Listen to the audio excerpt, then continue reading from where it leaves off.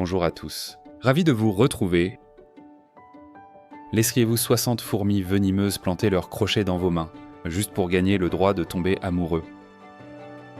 En Amazonie, la bière est brassée avec de la salive. Les garçons deviennent des guerriers dans la douleur, et l'amour commence par des chasses aux singes. Pas par des applications de rencontres, mais alors que les tronçonneuses se rapprochent, la tribu survivra-t-elle au monde moderne?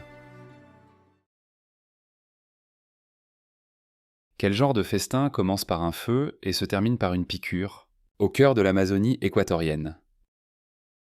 Les Waorani se rassemblent autour d'un cercle de torches crépitantes. À l'intérieur, il y aura un essaim de fourmis ailées, massivées, noirées et qui frétillantes encore.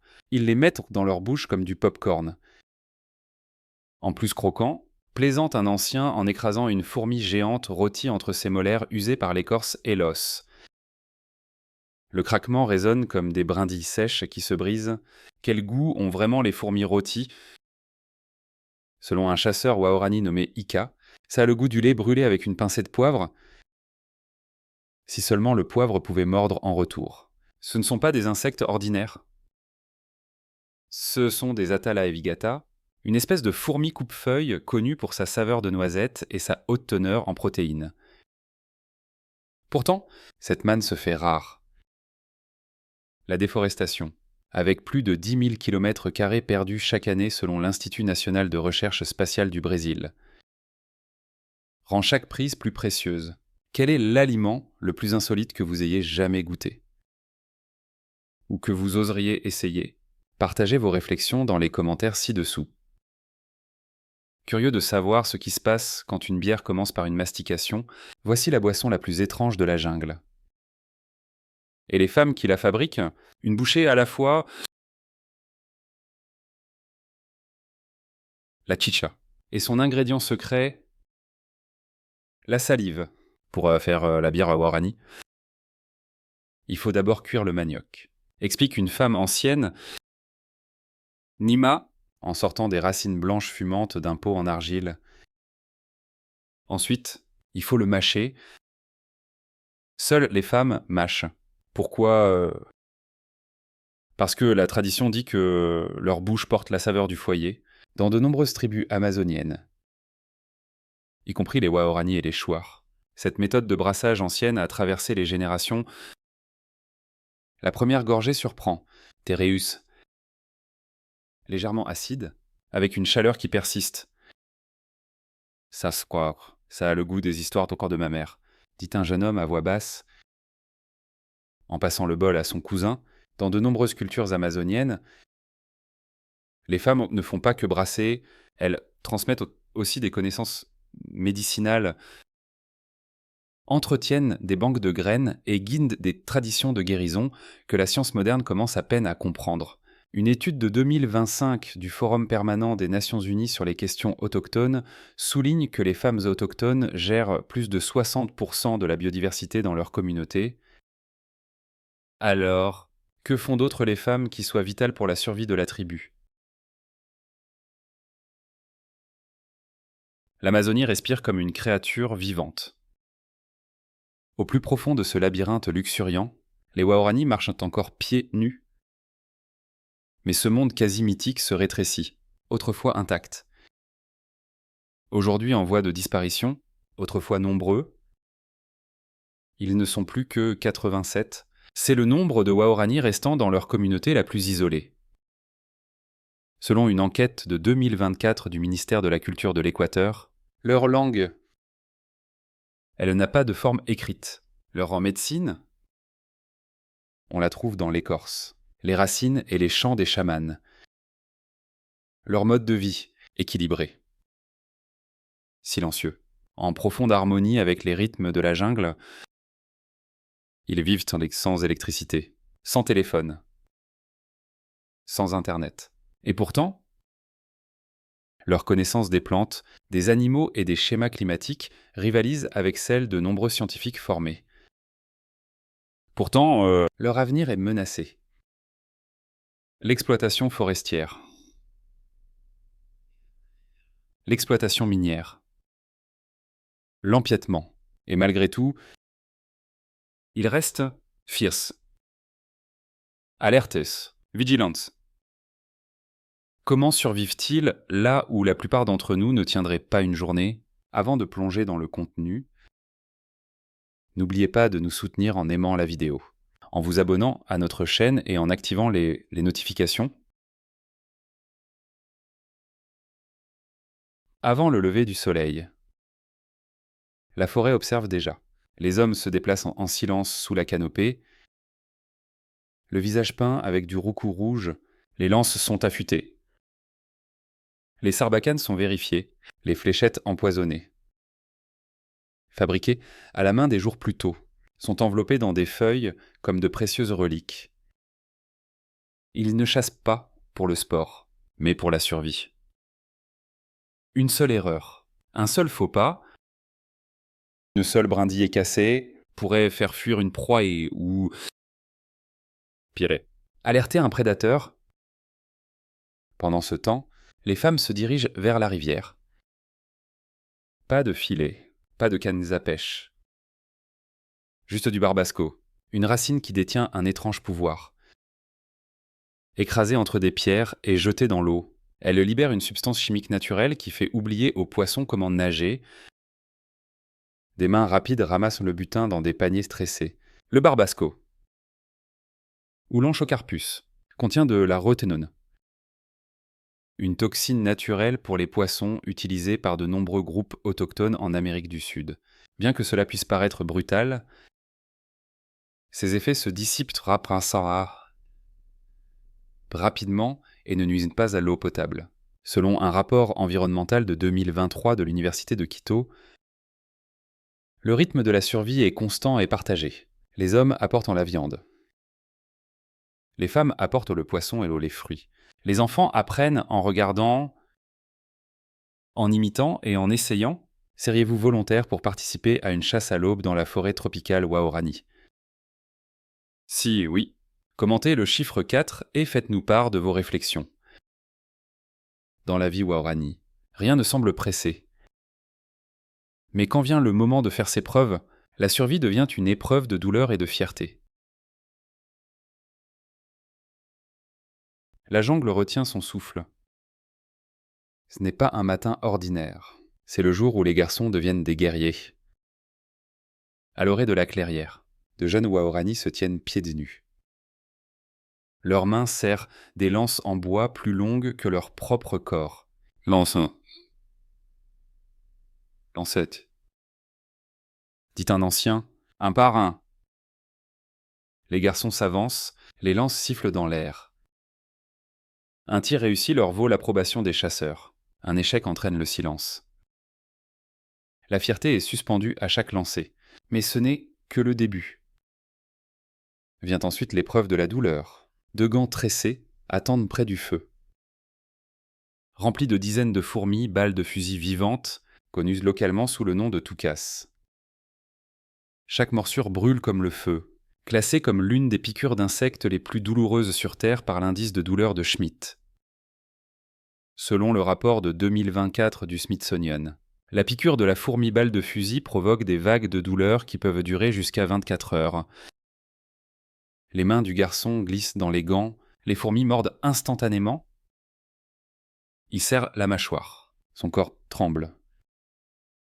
Mais il ne crie pas, parce que ici, la douleur n'est pas une punition, c'est un passage. C'est seulement lorsque tu peux retenir ton cri, dit l'ancien Waméa, que tu gagnes ton nom de guerrier. T'es soc. Pourriez-vous supporter 60 piqûres en silence? Dites-nous ce que vous en pensez dans les commentaires. Ce rituel est plus qu'une tradition, c'est une porte d'entrée. Sans lui, un garçon ne peut pas chasser. Sans la chasse, il ne peut pas se marier. C'est aussi simple que ça. Certains s'évanouissent, d'autres retirent leurs mains trop tôt, et aujourd'hui, tout le monde ne réussira pas. Mais qui prépare un guerrier à terrasser en silence? La jungle n'offre pas de seconde chance. C'est pourquoi chaque flèche doit être parfaite. À l'aube. Un ancien Waorani s'agenouille près d'une liane enroulée. Ses mains sont stables. Il gratte l'écorce avec des gestes lents et experts. La liane est du curare. L'une des plantes les plus redoutées de la forêt tropicale. Les copeaux sont placés dans un pot en argile, mélangés à de l'eau, et laissés à mijoter sur des braises. L'odeur est âcre, amère. Toxique, une seule erreur dans ce processus. Et le poison perd de son efficacité. La pulpée est filtrée. Bouillie à nouveau, puis remuée avec un bâton taillé dans un os de singe. Les heures s'épaissent. Le breuvage fonce, s'épaissit. Au bon moment. L'ancien trempe, la pointe de la fléchette, la faisant tourner avec la patience d'un chirurgien. C'est ça. Juste un dixième de milligramme peut arrêter la respiration d'un homme adulte pour toujours, explique la biologiste Dr. Eva Nunez, qui étudie l'utilisation des toxines par les autochtones dans l'Amazonie équatorienne. C'est de la chimie venue de la canopée, transmise à voix basse. Les jeunes garçons l'apprennent avec respect, non avec insouciance. On leur enseigne quelles lianes utiliser, lesquelles éviter, combien de temps faire bouillir, combien de temps attendre. Et ne jamais, au grand jamais, toucher la pointe. C'est un art sérieux, mais aussi fragile, car à mesure que la jungle disparaît, les plantes disparaissent aussi, et avec elles, les gens qui connaissent leurs secrets. Un rapport de 2025 de l'Institut des ressources mondiales avertit que la déforestation dans l'ouest de l'Amazonie pourrait éliminer jusqu'à 30% des plantes médicinales d'ici 2035. Que se passe-t-il lorsque les arbres tombent et que des étrangers entrent? La forêt ne pardonne pas toujours. La tronçonneuse ne résonne pas. Elle hurle. Le chant des oiseaux s'estompe.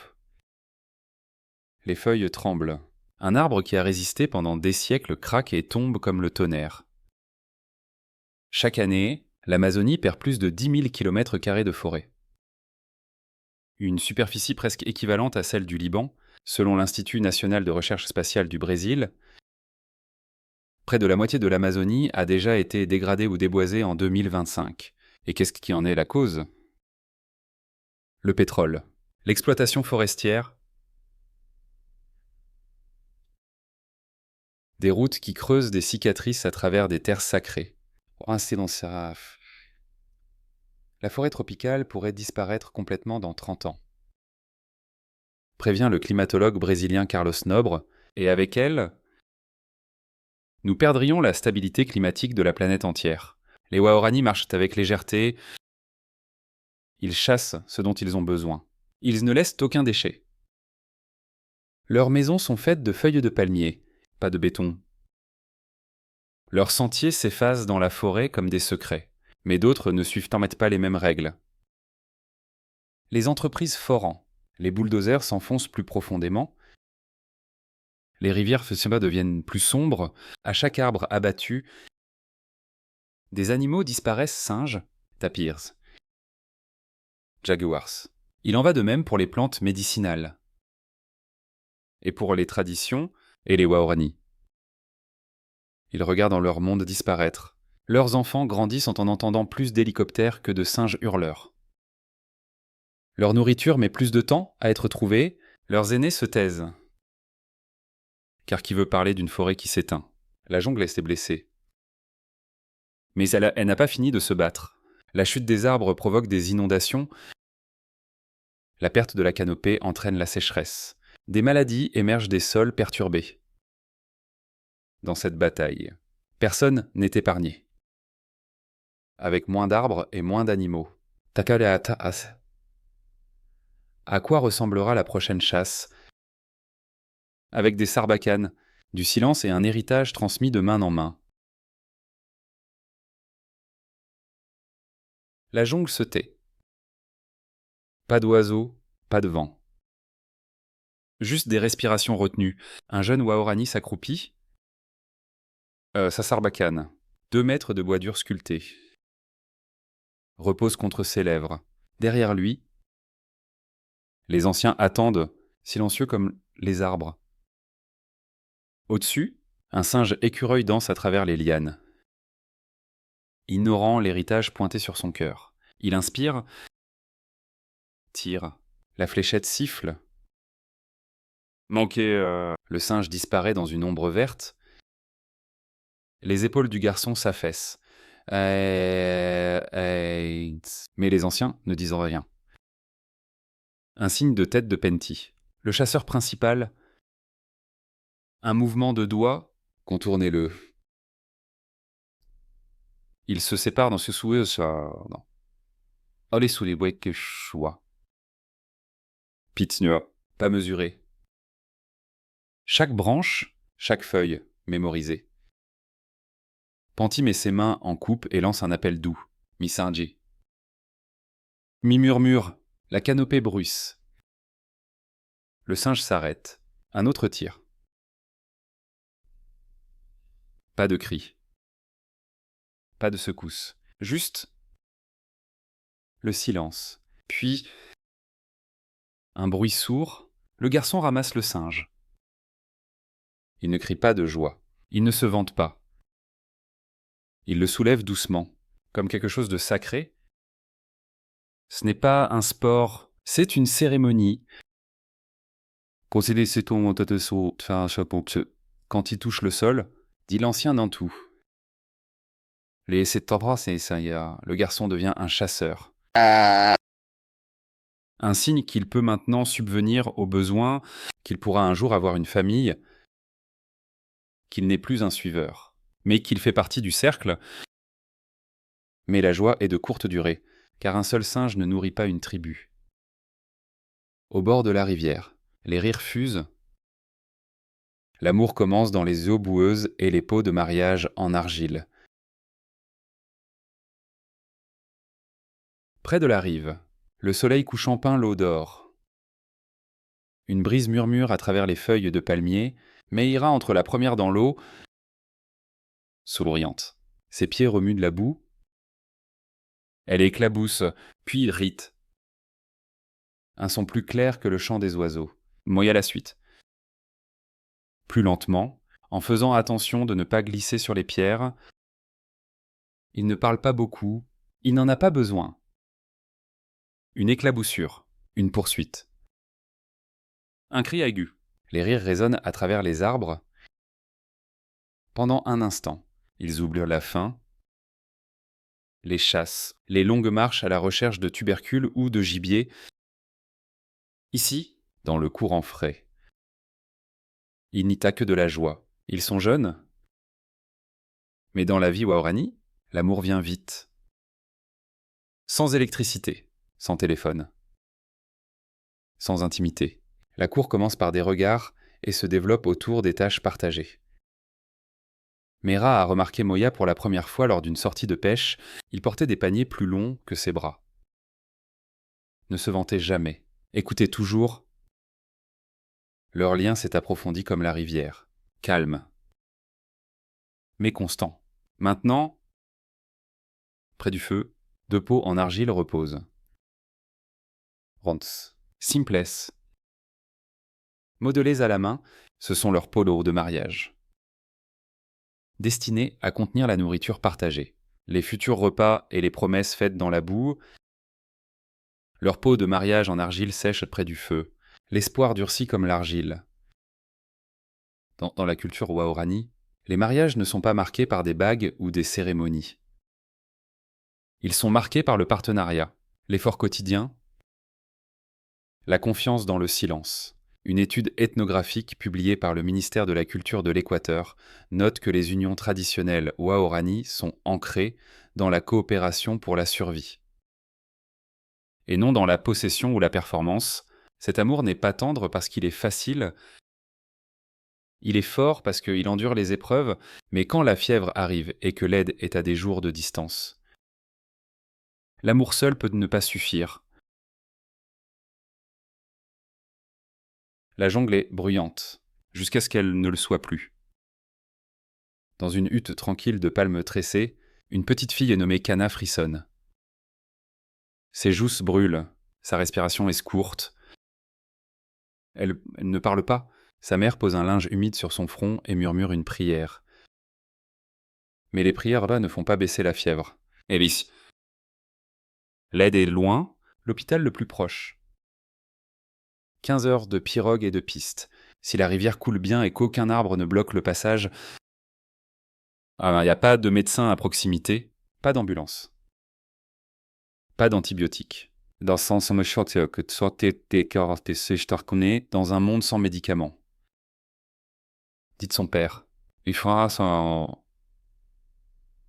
fièvre n'est pas seulement de la chaleur. C'est une menace. Hey! L'ancien Touma, le chaman, s'agenouille à côté de Kana, ses mains sont tachées de feuilles, de racines et de souvenirs.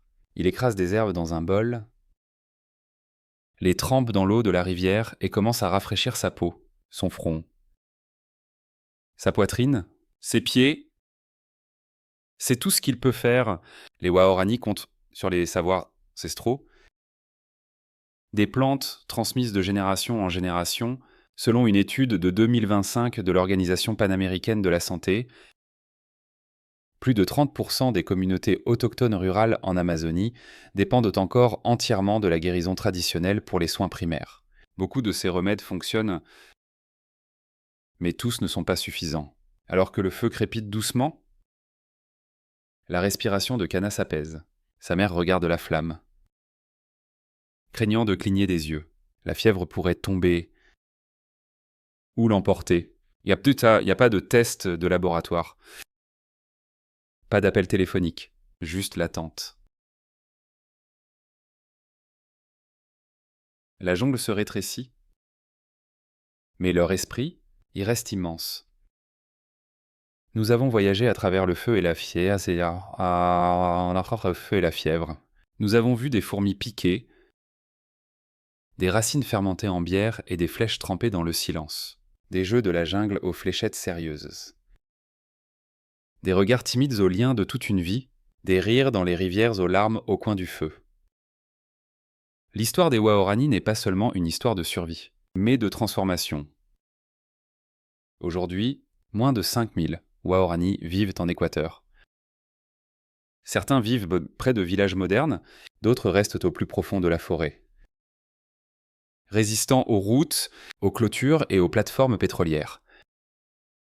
Un rapport de 2025 des Nations Unies note que plus de 50% des langues autochtones en Amazonie risquent de disparaître d'ici 2 générations, emportant avec elles la culture, les connaissances et une vision du monde.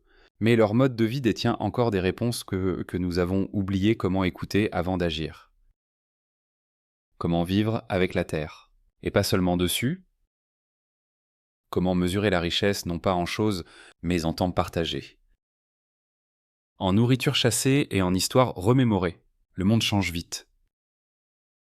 Les satellites tournent au-dessus de nos têtes, le béton s'étend comme de la mousse.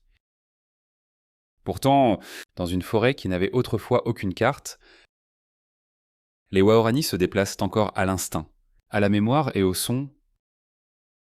Leurs traditions ne sont pas figées dans le passé, ce sont des fils qui nous relient à ce que nous risquons de perdre. Si leur monde disparaît, une partie d'une autre disparaît aussi. Quel moment de leur histoire vous a le plus touché? Partagez-le avec nous ci-dessous. Nous avons toujours hâte de vous lire. Et n'oubliez pas de vous abonner, d'activer la cloche de notification pour que nous puissions nous revoir dans notre prochaine vidéo. Merci beaucoup d'avoir passé ce moment avec nous aujourd'hui. J'espère que vous avez apprécié. Votre soutien compte énormément pour nous. Je vous souhaite le meilleur. Si vous avez aimé la vidéo d'aujourd'hui, n'hésitez pas à cliquer sur le bouton j'aime et n'oubliez pas de vous abonner à la chaîne.